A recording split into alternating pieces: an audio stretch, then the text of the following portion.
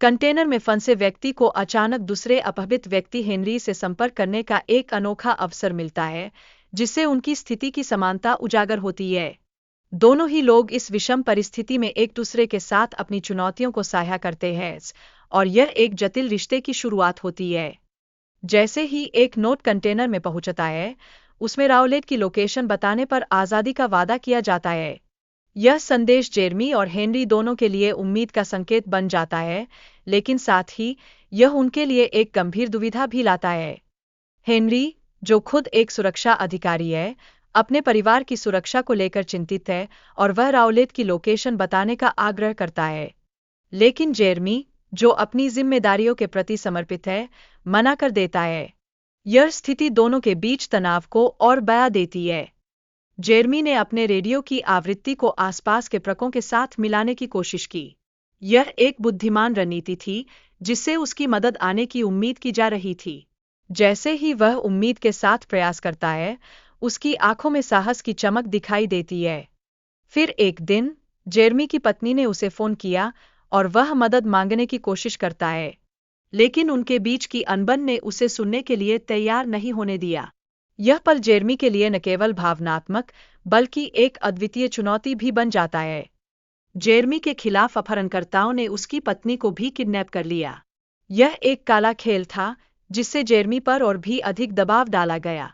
अब उसकी चिंता का दायरा सिर्फ अपनी जान तक सीमित नहीं रहा, बल्कि उसके परिवार की सलामती को भी छूने लगा। जेरमी को आतंकवादियों द्वारा बंधक बना लिया गया था और उनके जीवन को खतरा था।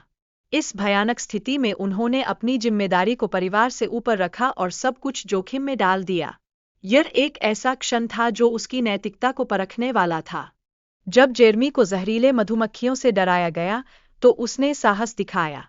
इसके बावजूद वह अपनी जान की परवाह किए बिना अपने कर्तव्यों को निभाने का प्रयास करता रहा।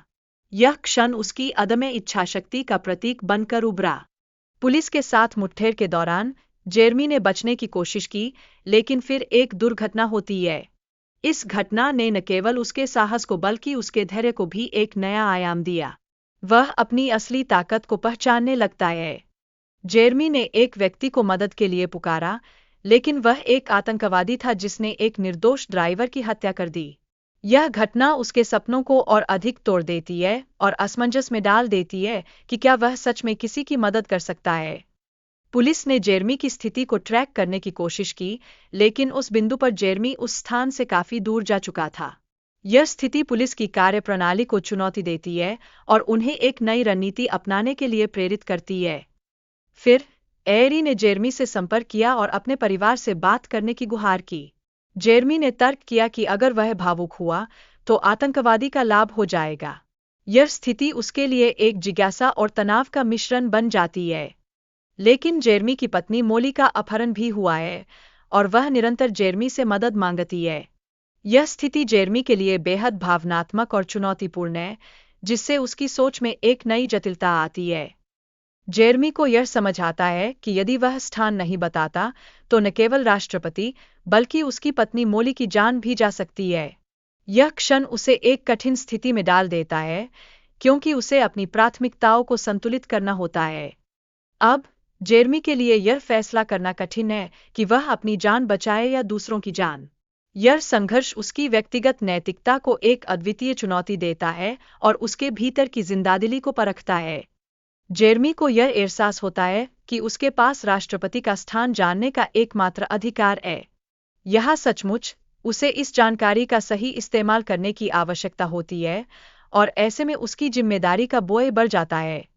जेरमी की स्थिति गंभीर होती जा रही थी, लेकिन उसने अपने कर्तव्य से पीछे हटने का निर्णय नहीं लिया।